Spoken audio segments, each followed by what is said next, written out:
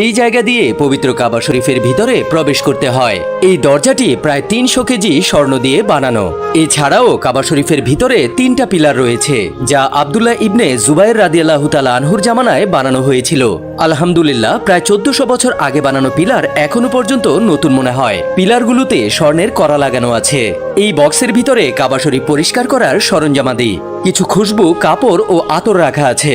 উপরের দিকে তাকালে দেখবেন অনেক ফানুস ঝুলানো আছে। এর মাঝে কিছু হচ্ছে স্বর্ণের আর কিছু হচ্ছে রূপা দিয়ে তৈরি, এবং প্রতিটাতে কোরআনের আয়াত লেখা আছে।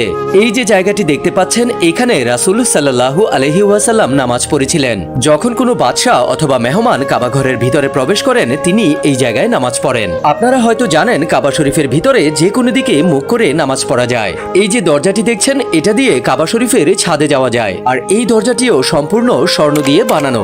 ভালো লাগলে ভিডিওতে লাইক ও চ্যানেলটিকে সাবস্ক্রাইব করুন।